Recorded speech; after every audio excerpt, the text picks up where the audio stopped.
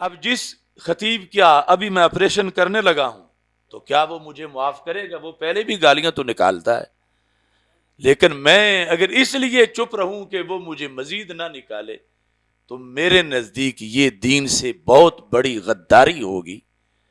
تو میں وہ قرض اتارنے لگا ہوں. مجھے کوئی شوق نہیں کسی کے خلاف بولنے کا، میں اس کا ابھی نام بھی نہیں لوں گا، لیکن سوشل میڈیا پر جو کچھ پھیلا ہوا ہے وہ خود بخود آپ اس تک پہنچ جائیں گے کہ وہ کون سا مجرم ہے کہ جس کا اتنا بڑا ظلم ہے قرآن کی آیت پر، اور اتنا ظلم ہے رسول پاک صلی اللہ علیہ وسلم کی ذات گرامی پر، اور اتنا ظلم ہے مولا علی رضی اللہ تعالی عنہ کی ذات پر، اور وہ لوگوں کے سامنے نوکر علی اور خادم علی بن کر وہ پیسے بٹور رہا ہے اور جہنم کی تیاری کر رہا ہے. قرآن مجید برہان رشید کی آیت ہے واقفوہم انہم مسئولون. اللہ تعالیٰ فرشتوں کو کہے گا قیامت کے دن کچھ لوگوں کے بارے میں، انہیں روک لو، ان سے ابھی سوال کیا جائے گا. یہ آیت ہے، اس کی تفسیر خود قرآن میں ہے، اس کی تفسیر زبان رسالت صلی اللہ علیہ وسلم نے خود فرمائی ہے، اس کی تفسیر صحابہ نے کی ہے، سند سے آئی ہے، ہزاروں کتابوں میں ہے. لیکن ایک کمینہ سنی خطیب اس کی تفسیر وہ کرتا ہے جو روافض شیعوں نے غالیوں نے اپنی تفسیر میں لکھی ہے، اور پھر وہ اسے ٹی وی پہ بیان کرتا ہے، اور ٹی وی کا آگے بگوتر بیٹھا ہوا پتہ نہیں اب سید ہے یا غیر سید ہے، وہ کیسا ہے جو آگے میزبان ہے، وہ اسے داد دے رہے کمال چشتی صاحب آپ نے تو کمال کر دیا، بلے بلے کیا خوب. اور عام مجمع میں جو بگوتر بیٹھے ہوں نوجوان یا کوتوان، وہ تو ہو سکتا ہے کہ چشتی صاحب کو اسی وقت اٹھا کے کندھوں میں بٹھا لیں کہ کیا شان علی تم نے بیان کر دی ہے. اور وہ جو کر رہا ہے وہ ہے فَلْيَتَبَوَّأْ مَقْعَدَهُ مِنَ النَّارِ، کہ رسول پاک صلی اللہ علیہ وسلم نے فرمایا جو یہ کرے وہ اپنا ٹھکانہ جہنم میں بناتا ہے. اب قرآن مجید کی ان آیات کو میں ماقبل سے پڑھ کے آپ کے سامنے پیش کرتا ہوں کہ اس بات کی کوئی گنجائش ہی نہیں بنتی. قرآن کہہ رہا ہے، یہ سورہ والصافات ہے، اس میں اب تفسیر جلالین کے لحاظ سے میں جو مختصر تفسیر بھی ساتھ بتاؤں گا. احشر الذین ظلموا، اللہ فرمائے گا فرشتوں کو قیامت کے دن کہ یہ لوگ جنہوں نے ظلم کیا ہے نا ان کو اکٹھا کرو. ظلم کیا کیا ہے یہاں پر جلالین میں جو ہے وہ یہ ہے انفسہم بالشرک، جنہوں نے اپنی جانوں پہ ظلم کیا. کس طرح کہ مشرک ہوئے، یعنی مشرک ان کو اکٹھا کرو جنہوں نے جانوں پہ ظلم کیا. اور ساتھ وَأَزْوَاجَهُمْ، ازواجہم کیا ہیں؟ قُرَنَاهُمْ مِنَ الشَّيَاطِينِ، کہ ان کے جو شیطانی ساتھی ہیں ان کو بھی ان کے ساتھ جمع کرو. یہ ازواج کا مطلب ہے وہاں پر مشرکوں کو اور مشرکوں کے اتحادیوں کو اکٹھا کرو. اب یہ اے ٹو زیڈ سارے مفسرین اسی پر ہیں، چونکہ اور گنجائش ہی نہیں. پیچھے ذکر جو ہے وہ سارا یہی آ رہا ہے مشرکین کا کہ ان کے لیے قیامت کے دن کیا کیا صورتحال ہوگی. پھر وَمَا كَانُوا يَعْبُدُونَ مِن دُونِ اللَّهِ، ان کے ساتھ ان کے معبودوں کو بھی اکٹھا کرو جن کو یہ اللہ کو چھوڑ کر پوجتے تھے انہیں بھی. اب یہاں تک آیت کو اگر دیکھیں تو پتہ چل رہا ہے کہ یہاں مسلمانوں یا مسلمانوں کے کسی طبقے کا اگلا معاملہ نہیں آ رہا. یہ جو محشر کے دن کافروں مشرکوں کی لائن ہوگی ان کا طبقہ ہوگا. ان کے لحاظ سے رب فرشتوں کو پہلے تو یہ حکم دے رہا ہے احشروا، ان کو اکٹھا کرو، سب کو ایک جگہ اکٹھا کرو. آگے دوسرا حکم فَاهْدُوهُمْ إِلَى صِرَاطِ الْجَحِيمِ، ان کو جہنم والے ٹریک پہ چلاؤ، یعنی یہ ہیں ہی جہنم والے، دوسری طرف ان کا کیا تک بنتا ہے، ان کو صراط جہیم کی طرف چلاؤ۔ صراط جہیم دوزخ کا راستہ۔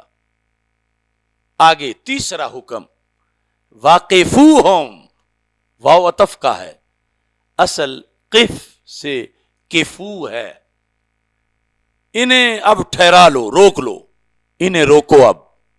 قف، کفا، کفو، واو ساتھ ہے، واقفوہم، انہیں روک لو، ٹھہراؤ ان کو، یعنی مجرد مزید کے معنی میں اوقفوہم، ان کو روکو اب۔ کیوں روکو؟ انہم مسئولون، ان سے پوچھا جائے گا، ان سے سوال کیا جائے گا۔ کون؟ جن کا جہنم جانا فائنل ہو چکا ہے، جن کا تعارف ابو جال، ابو لاب، اتبا، شیبہ یا پہلی قوموں کے کافروں کے ساتھ ہے، ان سے اب بات بھی کرنی ہے، ان سے پوچھا جائے گا۔ کیا پوچھا جائے گا؟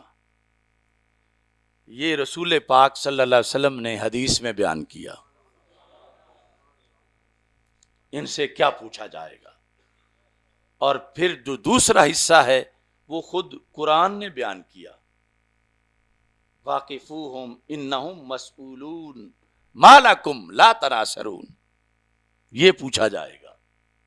اب دو چیزیں کہ کیا پوچھا جائے گا تفصیلاً، وہ رسول پاک صلی اللہ علیہ وسلم نے خود بیان کیا، جو صحابہ نے آگے روایت کیا، اور پھر قرآن نے خود بھی بتایا اجمالاً کہ کیا پوچھا جائے گا۔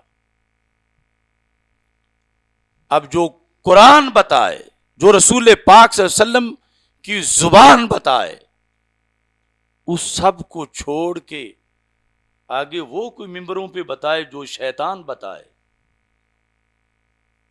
اور اس پہ آگے مجمع والے داد دے رہے ہوں، اور پھر اس ایک کو سن کے ہزاروں لم یبک خطیب بیان کرنا شروع کر دیں، اور بات وہ ہو جو شیطان بتائے۔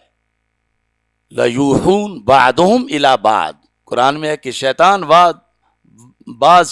بعض کے دل میں ڈالتے ہیں کہ یہ بات یہاں کرو۔ اب پہلے حدیث آپ سنیں اور پھر ما لکم لا تناصرون، یعنی یہ پس منظر آپ کے ذہن میں آ گیا کہ یہ بات ساری مشرکین سے ہو رہی ہے، اور مشرکین سے کچھ سوال ہیں، یہ مومنین والا ٹریک ہی نہیں، اور مومنین والے سوال ہی نہیں۔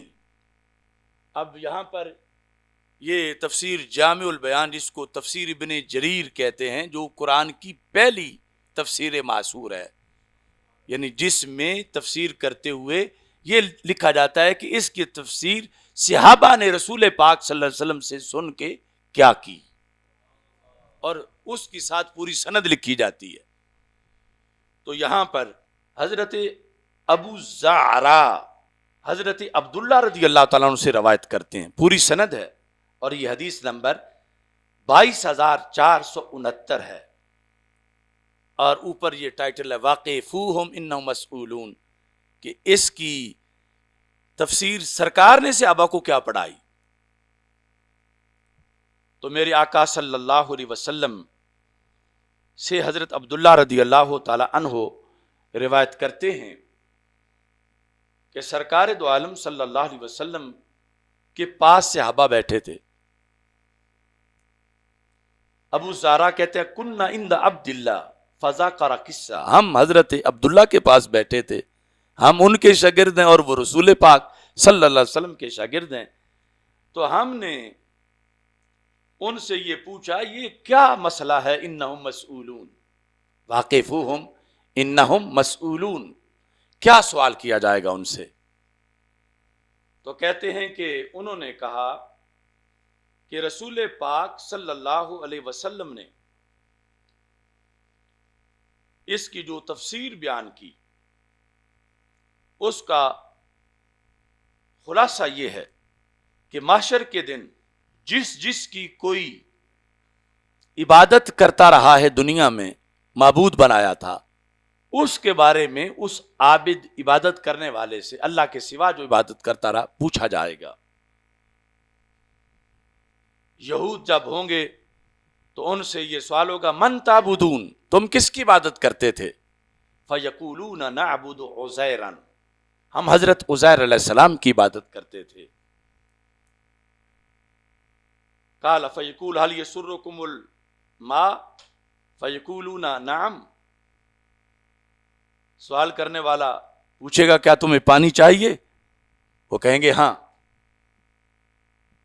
فَيُرِيهِمْ جَهَنَّمْ وَهِيَ كَهَيْئَةِ السَّرَابِ، تو وہ فرشتہ اس کو جہنم کی طرف دکھائے گا، اور جہنم یوں لگے گا جیسے دوپہر کے وقت ریت پہ سورج کی کرنیں پڑیں تو ٹھاٹھے مارتا سمندر لگتا ہے، تو اس کو لگے گا کہ پیاس بڑی اور ادھر تو سمندر بہ رہا ہے پانی کا۔ تو یہ فَاهْدُوهُمْ إِلَىٰ صِرَاطِ الْجَحِيمِ، ان سے پوچھ کے پھر انہیں، یعنی جس کیٹیگری کا مشرک ہے، ادھر جہنم داخل کر دیا جائے گا، اور وہ شوق سے آگے بڑھے گا، اور آگے تو ایک قطرہ بھی موجود نہیں ہوگا۔ پھر نصارہ کی، کرسچن، ان کی باری آئے گی، من تعبدون فیقولون المسیح، ہم تو حضرت عیسیٰ علیہ السلام کی عبادت کرتے رہے ہیں۔ فرشتہ کہ حل یسرکم الماء، کیا تمہیں پانی چاہیے؟ یقولون نعم، یہ بھی کہیں گے ہاں بڑی ضرورت ہے۔ تو ان کو بھی دکھایا جائے گا آگے۔ تو پھر حضرت عبداللہ رضی اللہ تعالی عنہ نے کہا یہ ہے واقفوہم انہم مسئولون۔ وقال آخرون بل ذلک للسؤال عن اعمالہم، کہ اس میں ساتھ ان کی کچھ جو کافرانہ مشرکانہ کاروائیاں ہیں، صرف عبادت نہیں، وہ بھی پوچھی جائیں گی۔ اور وہ بھی حدیث شریف سے حضرت انس بن مالک رضی اللہ تعالی عنہ روایت کرتے ہیں، یہ حدیث نمبر 22470 ہے۔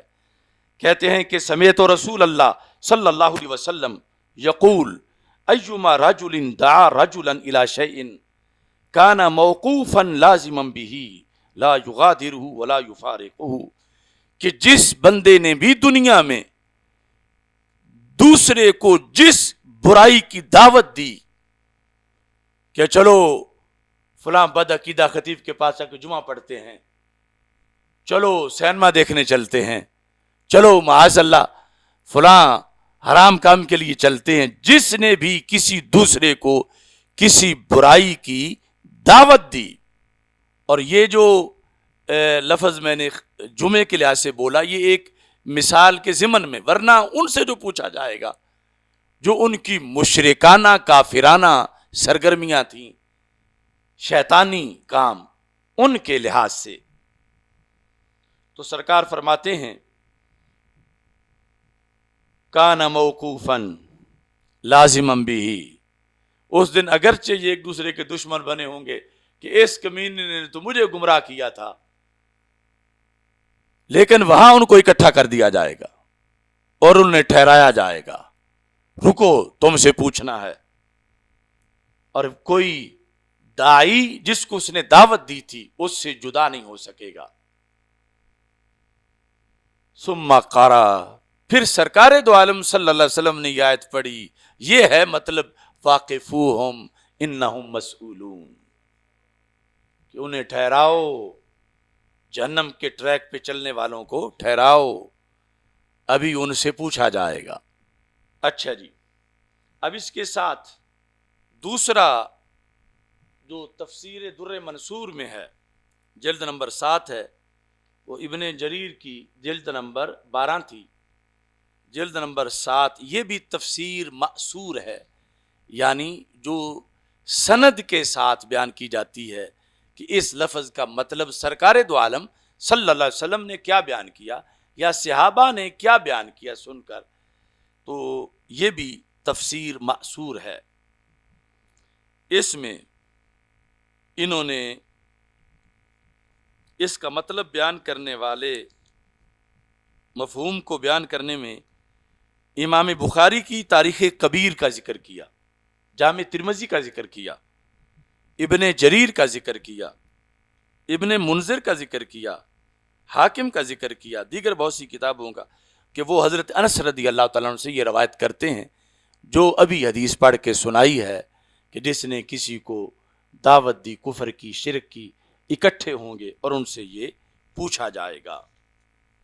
حضرت امام رازی تفسیر کبیر کے اندر جلد نمبر 13 وہ کہتے ہیں کہ یہ سوال واقفوہم انہم مسئولون قیل ان اعمالہم، کہ دنیا میں انہوں نے مسلمانوں کو کتنا ستایا، کس حد تک دین کے خلاف انہوں نے شرنگیزیاں کی، قرآن کے خلاف، فی الدنیا و اقوالہم، جو انہوں نے بکواس کی ہے دین کے خلاف، ان سے پوچھا جائے گا۔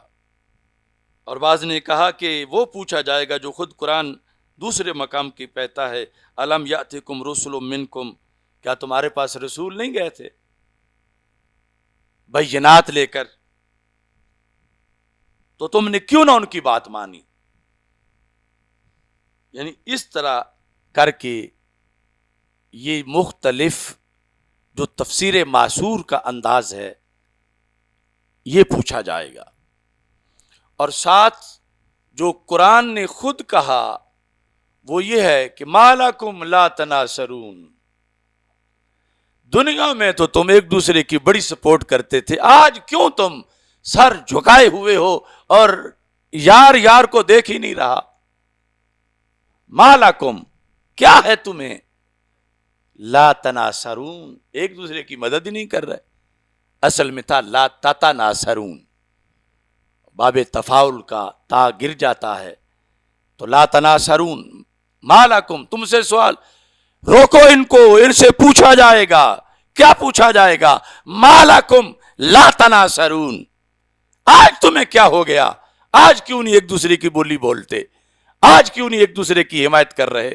آج کیوں ایک دوسرے سے نفرت کر رہے ہو؟ دنیا میں تو پکی یاریاں تھی تمہاری ابو جہل اور اس کے چیلوں کے ساتھ، اور آج تم نے ایک دوسرے کی مدد کرنا چھوڑ دی، کیا ہے تمہیں؟ یعنی یہ پوچھنے کا یہ مطلب نہیں رب کو کہ رب کو پتہ نہیں، یہ ہے پوچھنا ان کی ذلت کے لیے، تذلیل کے لیے، یعنی سوال کا یہ مطلب ہے۔ اب یہ مختصر ہے ما لکم لا تناصرون، اور پیچھے کہ تم نے کیوں اللہ کی توحید کو نہ مانا، تم نے کیوں حضرت محمد مصطفیٰ صلی اللہ علیہ وسلم کی رسالت کو نہ مانا، تم نے کیوں ان کی ختم نبوت کا انکار کیا؟ واقفوہم انہم مسئولون، یعنی جہنم پھینکنے سے پہلے بھی ہم نے ان سے پوچھنا ہے، ان کو ذلیل کرنے کے لیے۔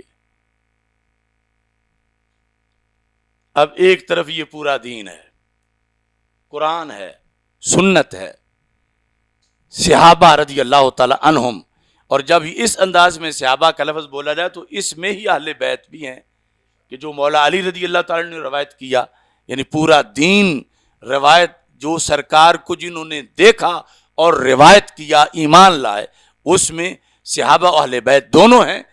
تو یہ سب وہ سلسلہ ہے قرآن و سنت کا، یعنی اگر کوئی چاہے تو اس پر ہم ہزاروں حوالہ جات پیش کر سکتے ہیں، خود قرآن سے بھی اور قرآن کے باہر سے حدیث کے ذریعے سے بھی، کہ سوال ان سے اس طرح کا ہوگا۔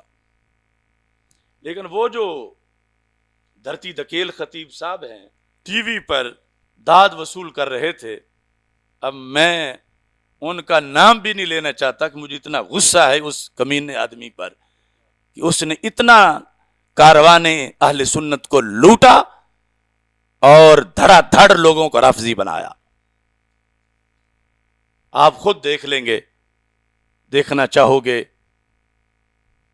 یا کچھ لوگ آپ کو دکھا دیں گے۔ اچھا وہ کہتا کیا ہے؟ لوگوں کا یعنی پہلی غلطی تو یہ ہے کہ وہ یہ سوال اہل جنت والی لائن سے کروا رہا ہے، پیچھے آیات کافروں کے بارے میں آئی ہوئی ہیں اور وہ یہ سوال مومنوں سے کروانا چاہتا ہے. تو کتنا بڑا دجال ہے، قرآن سے کتنی بڑی خیانت ہے. اور کہتا ہے کہ لوگوں کا نماز، روزہ، حج، زکوٰۃ یہ سارا کچھ جب پوچھ لیا جائے گا تو کیا کافروں سے نماز روزہ پوچھ لیا جائے گا؟ یعنی یہ غلط بیان نہیں، چونکہ کتاب سے تو کوئی تعلق ہی نہیں ہے. ان لوگوں کی شان یہ ہے کہ یہ 2 گھنٹے قرآن و سنت کے بہر خطاب کر کے اپنا جشن مناتے ہیں. دیکھو ایک آیت بھی نہیں پڑھی اور میں نے اتنا خطاب کر دیا، یا پڑھی ہے تو کتنا غلط مطلب بیان کر دیا. یہ کہتا ہے کہ لوگوں کا نماز، روزہ، حج، زکوٰۃ یہ سارا کچھ پوچھ لیا جائے گا، اللہ کی طرف سے حکم ہوگا ابھی روک لو، انہیں جنت میں نہ جانے دیا جائے. یا اللہ کیوں؟ سارے اعمال کا تو پوچھ لیا گیا. فرمایا نہیں، ابھی ان سے پوچھو علی سے پیار کیا تھا یا نہیں. کیا قرآن مجید کی ایک آیت ہے، وَقِفُوهُمْ إِنَّهُمْ مَسْئُولُونَ. سبحان اللہ. لوگوں کا نماز، روزہ، حج، زکوٰۃ یہ سارا کچھ پوچھ لیا جائے گا، اللہ کی طرف سے حکم ہوگا ابھی روک لو، انہیں جنت میں نہ جانے دو. یا اللہ سارے اعمال کا تو پوچھ لیا گیا. فرمایا نہیں، ابھی ان سے پوچھو علی سے پیار کیا تھا کہ نہیں. جب تک علی کے پیار کی محبت ثبت نہیں ہوگی اس وقت تک کسی کی نجات کا فیصلہ ہی نہیں ہوگا. سبحان اللہ. ابھی ان سے پوچھو علی رضی اللہ تعالی عنہ سے پیار کیا تھا یا نہیں. جب تک علی کے پیار کی محبت ثبت نہیں ہوگی یا اس طرح کے جو لفظ بولے اس وقت تک کسی کی نجات کا فیصلہ نہیں ہوگا. اب اس کمینے پہ فرض ہے کہ جب یہ بات سنیں تو یہ جو کچھ اس نے بکا ہے اس کا کوئی ثبوت تو دے. یعنی یہاں تو یہ ثابت ہوا کہ اللہ کی توحید والا مسئلہ اتنا ضروری نہیں کہ اس میں تو جیسے بھی ہیں جنت میں چلے جائیں گے. نماز روزے کا ہو گیا، محبت علی والا آخری فیصلہ ہے. اس میں ختم نبوت کا سوال بھی نہیں کہ منکرین ختم نبوت کو روک لیا جائے گا کہ وہ جائے گا جو ختم نبوت کو مانتا ہوگا. اس میں یہ بھی نہیں کہ جنت کے راستے پر اہل جنت کو روک لیا جائے گا، جو غلط تفسیر ساری وہ کر رہا ہے. بات تو تھی ساری اہل جہنم کی، اور یہ نماز روزے کا ذکر کر کے ساری مسلمانوں کی طرف لے آیا. تو ان سے یعنی یہ پوچھا جائے گا کہ اگر تم محمد عربی صلی اللہ علیہ وسلم کی امتی ہو پھر تو جا سکتے ہو جنت میں، اگر نہیں تو پھر نہیں جا سکتے. یہ سارے سوال ہی ختم ہیں. اور صرف یہ معیار، اور وہ بھی قرآن کے ذریعے، واقفوہم انہم مسئولون، ان سے پوچھا جائے گا کہ مولا علی رضی اللہ تعالی عنہ سے پیار تم کتنا کرتے تھے. اگر پیار ثابت ہوا تو پھر جنت میں، اگر پیار ثابت نہ ہوا تو پھر دوزخ میں. اب یہ شریعت کس نے دی ہے؟ کیا قبر کے سوالوں میں یہ سوال ہے؟ ارے بات ہی ساری پیچھے کافروں کی آ رہی ہے.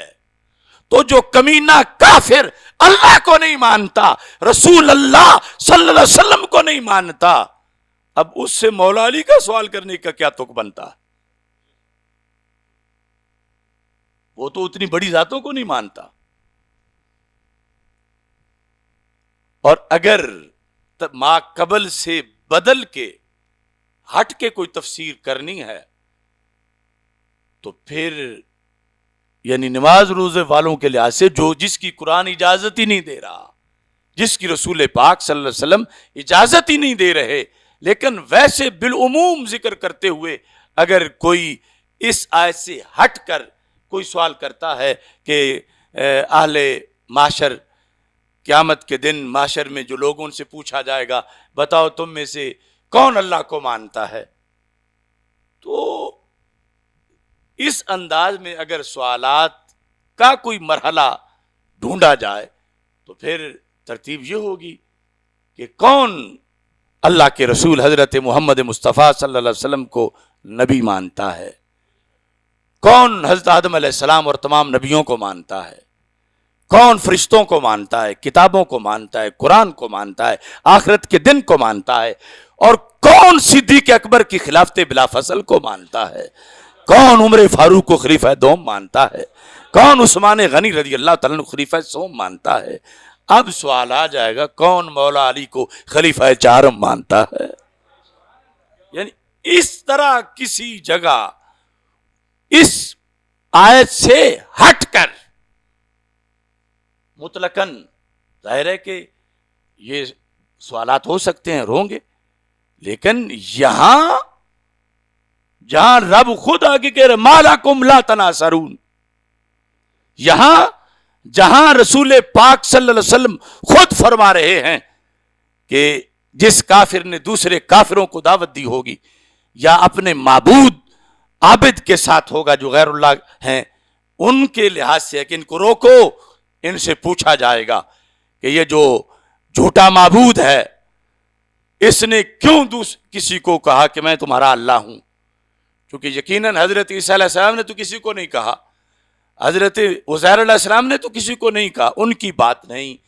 باقی جو طاغوت ہیں وہ یا جو مخلوقات ہیں ان کے لحاظ سے، یا کوئی ایسے آپس میں لیڈر اپنے کارکن جنہوں نے بنائے ہوئے تھے پہلی امتوں کے اندر بھی، وہ پوچھا جائے گا ان سے۔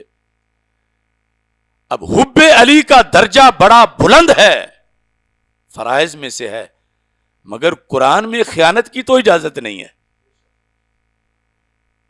قرآن جو اللہ چاہتا ہے اس کے مقابلے میں یہ دھرتی دھکیل سنگھ قسم کے خطیب مجرم ہیں ٹیری جون سے بڑے، وہ قرآن جلانے کی بات کرتا ہے اور یہ قرآن کو بدلنے کی بات کرتے ہیں، اور پھر اس پہ آگے جو داد دینے والے ہیں ان کے ایمان کا کیا حال ہوگا، پھر آگے یہ سن کے جو اپنی تقریروں میں لانے والے ہیں ان کا حال کیا ہوگا۔ اور پتہ ہے یہ بات چلی کہاں سے ہے؟ روافض کی ایک ایسی فیکٹری ہے، 3 لاکھ حدیثیں انہوں نے گھڑیں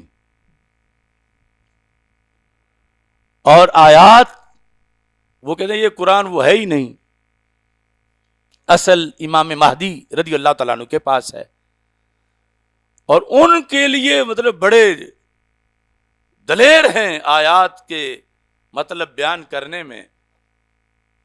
اصل یہ بات روافض نے کی، اور اس کمینے کو یہ غیرت نہ آئی کہ اس آیت پر کوئی اپنے علماء کا لکھا ہوا دیکھ لے، کسی بےہودہ ملعون ذاکر کو سنا، اس سے سن کے کان میں ڈال لیا اور پھر اس کو سنی غلاف میں لپیٹ کے اہل سنت میں تقسیم کر دیا۔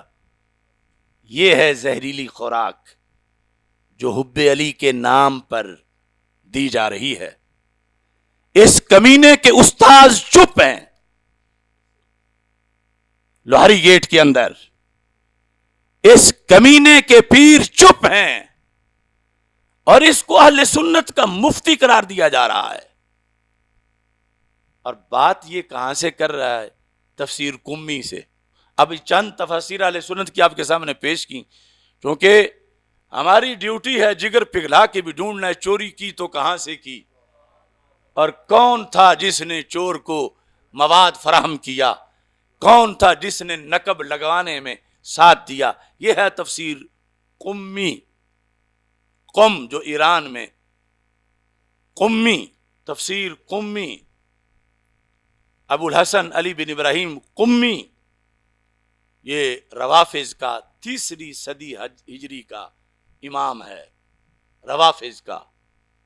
اس نے اس تفسیر کے اندر یہ 570 صفحہ ہے. واقفوہم انہم مسئولون. کیا کہتا ہے؟